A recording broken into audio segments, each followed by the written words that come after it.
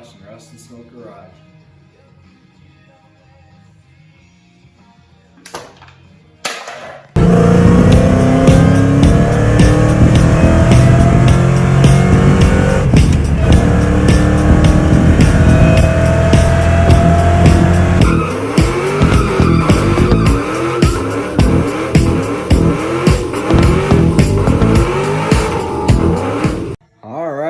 Welcome back, ladies and gentlemen, and welcome to possibly the first video of my YouTube channel, Rust and Smoke Garage. Either this video will be the first or this will be the second. We'll have to see here. But today we're going to be working on the Crown Vic some more. So we're replacing the intake manifold, and we actually have the new one on here already. We just got the old one off yesterday.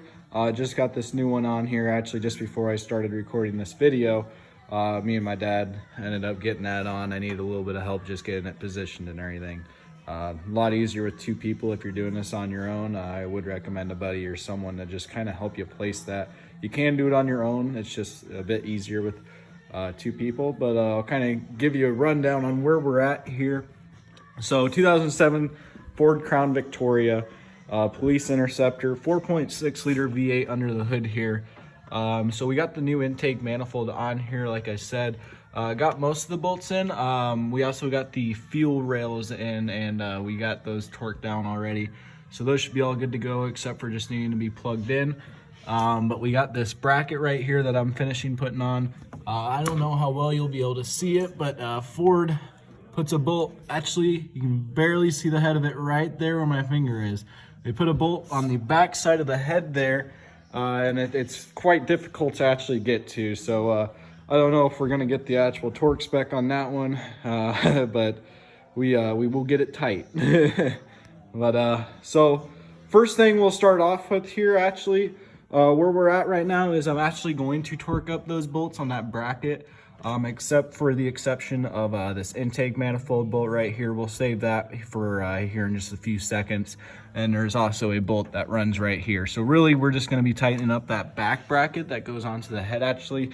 And like I said, the torque spec for that one, we're just going to go tight. If you can see that right there, I dropped my wrench.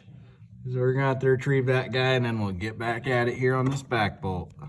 Actually gonna use you guys here as kind of a reference, get us unstuck that line here, and we'll see if we can't retrieve our little wrench. I actually did drop a, there we go, we got, oh, and the wrench fell all the way through. I actually dropped a 15 mil socket down that same area yesterday, getting that bracket off, and still haven't found that socket, so I'm glad we got this wrench back. So we got that back bracket bolt in there now. Everything else on the manifold there is all hand tightened. The next thing we're gonna do is, after that back bolt is installed, and I encourage, if you're working on your own Crown Vic at home and you're doing this, and you just got done with that back bolt, encourage you to do the same thing. We're just gonna take a quick beverage break and then I'll be back with you guys here. Got our two bolts here. They are quite long. We'll go ahead and install these here. We'll try to do this one-handed and I'll try to let you guys see as well.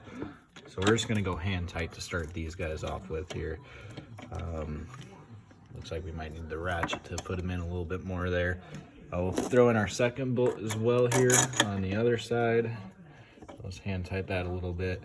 And now we'll go ahead and get a ratchet on there. We'll just go till they're flush. Start tightening these guys up here. Make sure we're going the right way. And like I said, we're just gonna go till these are flush.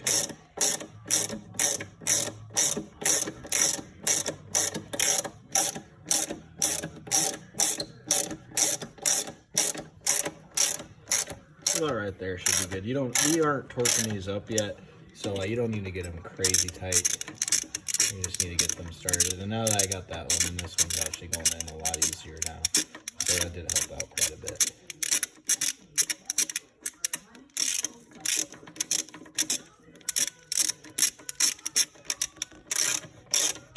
Like I said, not going crazy tight just yet. We'll go back over here and we'll just give this one another little squeeze down. And now we're ready to move on to our next step. All right, now that we got that thermostat in, we are now ready to start torquing down this intake manifold. So we'll start off with, there is a torquing procedure that you need to follow when you're doing this. I will go through it here and I'll kind of show you what the torquing procedure is. And if you're doing this at home, you can follow me and do as I do here. So the first one, if we're looking at our bolts here, the actual ones that are, let me get my light positioned. So you have your first bolt right here, that's actually on the manifold. We're not gonna count these two for right now, we'll get to those later. So you got your first one right here, and then your second one right where my pinky finger is right there. That second one that my pinky finger's on right there, right next to our second injector on this driver's side here, that's gonna be the first one we wanna tighten. So we'll go ahead and tighten that guy up. Torque spec, we're actually gonna go in stages. In stage one, we're going to start off with, we're gonna go all the way around here. We're gonna start off with 18 inch-pounds to start this torquing procedure on this intake manifold here. Okay, so I got our torque wrench on our very first bolt of the torquing procedure here. Words are tough sometimes, guys. So stage one, 18 inch-pounds. That's a very light measurement. You're gonna wanna take this easy and really feel for when that torque wrench clicks. Sometimes it's a little hard to feel. I might actually have to put you guys down here so I can feel it for myself. Oh, right there. I barely felt that, guys. That's how you have to be very, very careful when you're doing this. 18 inch-pounds is a very light measurement, but our torque wrench just clicked on that one, so we'll get to the second one here. So second bolt of our torquing procedure here. It's going to be the exact same bolt, but on the other side of the vehicle here. So we're on the passenger side. That's our first bolt on that intake manifold, not including this one that's on the crossover tube. That's our second bolt. That's going to be the second one we want to torque down, okay, guys? So we'll go ahead and torque that one down to 18 inch-pounds.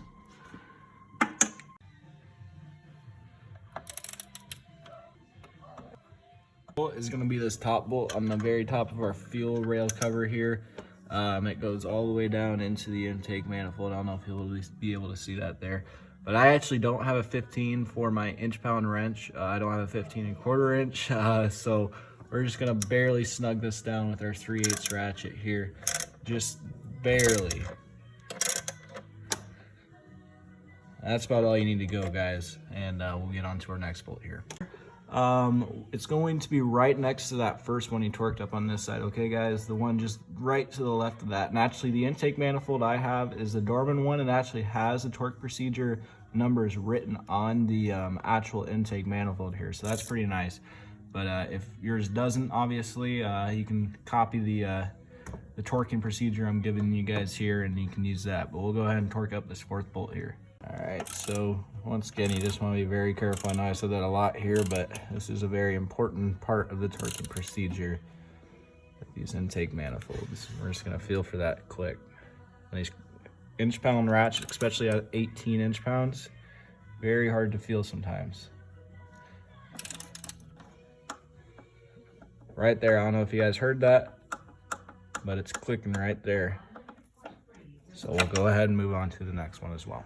One is going to be the very first one that you see. So to the left of that, of the first one we did in our torquing procedure, just to the left of that very first one on this driver's side here is going to be our next one. So we'll go ahead and start tightening that guy up here.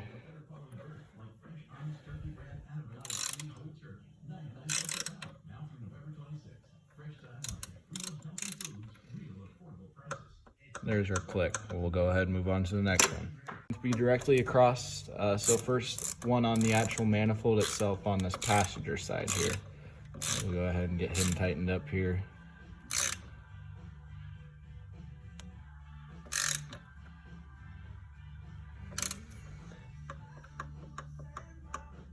And there's our click. Our seventh bolt is kind of a pain in the ass to get to. This one is going to be, there's a little hole, I don't know if you guys can see it, but you'll have to take my word for it. Little hole in this bracket right here, and that'll lead to a 10mm bolt. We have to torque that guy up to 18 inch-pounds. Unfortunately, I can't do that while recording, so you guys are just gonna have to take my word for it. Eighth one, not quite as bad to get to. It's gonna be this very last one on the passenger side here, the one that likes to tuck under this annoying little wiring harness. So we'll go ahead and get that tightened up, and we'll get right back to you guys. All right, guys, done with that 8th bolt now. 9th bolt is gonna be pretty easy. It's just this one right here on the crossover. Go ahead and get him torqued up real quick.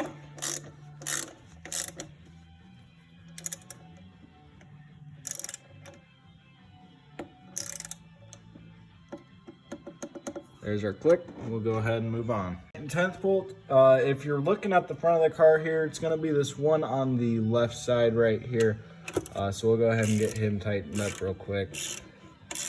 And remember, all these 18 inch-pounds for our first stage, guys. There's that second one. We'll go ahead and move on to the next one in the same clip since it's just right here. This is going to be your last one. It's just on that right side. So we'll go ahead and get him torqued up. And now that we're done with our first stage, we are ready to move on to our second stage. So I'll be right back with you guys on that. All right, so for stage 2, we're going to be going up to 18 foot-pounds now. It is going to be the same exact sequence that we did for the first stage. So we'll go ahead and get right back into that here.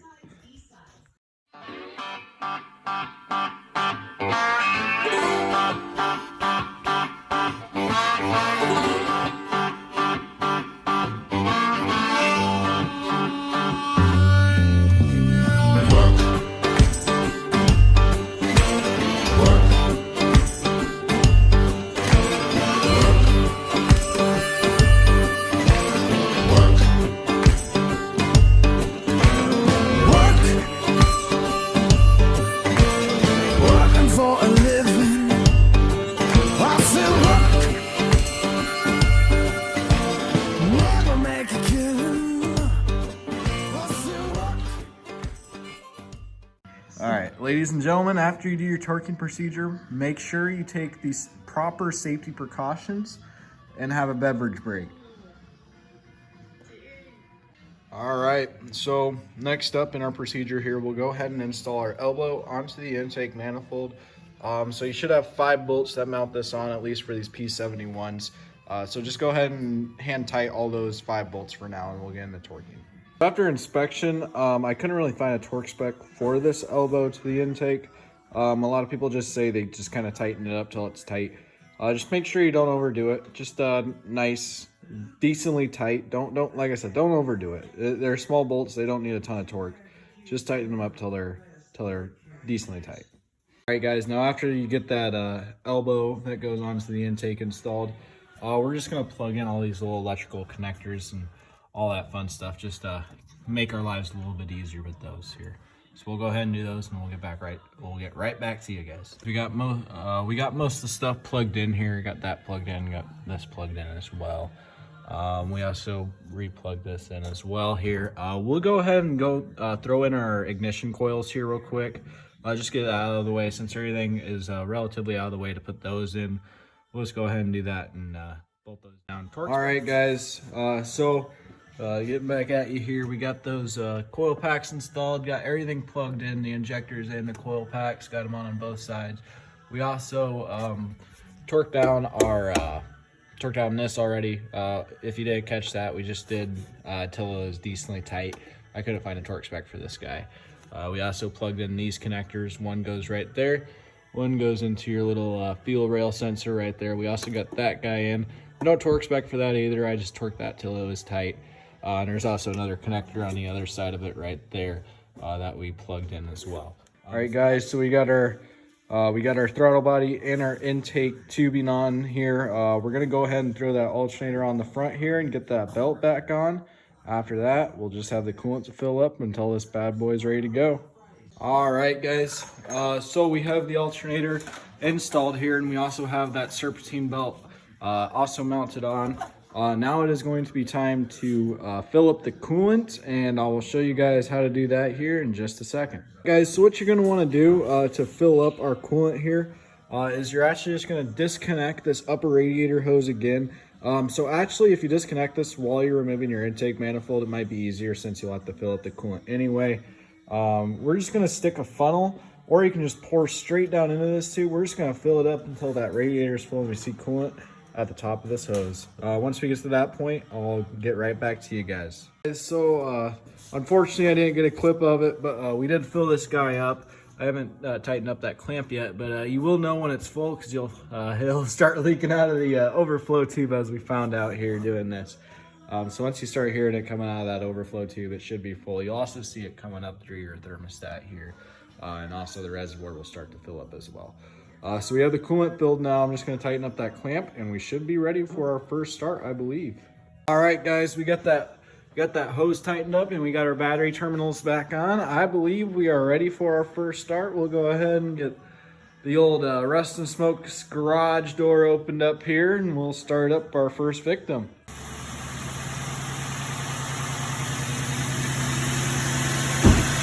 Alright guys, first start in the Crown Vic. It looks like she's running pretty good. No obvious leaks yet, no fuel leaks, doesn't sound like it has a misfire and the belt is tracking through. We'll just watch it for a little bit, make sure there's no coolant leaks, and we'll get right back to you guys. Guys, I believe that's going to do it for today's video. We got the intake manifold successfully installed on the Crown Vic here. We ran it for a little bit. First time we ran it, we did have a little bit of error. Forgot to attach one of the heater hoses, so we got that attached real quick. We also had to take a spacer off the thermostat because that had a little drip to it, but that's all good to go now. We'll let it run for a little bit longer and just make sure coolant level stays up to spec. Other than that, I hope you guys enjoyed the video and I hope it was helpful. I'll see you guys in the next one.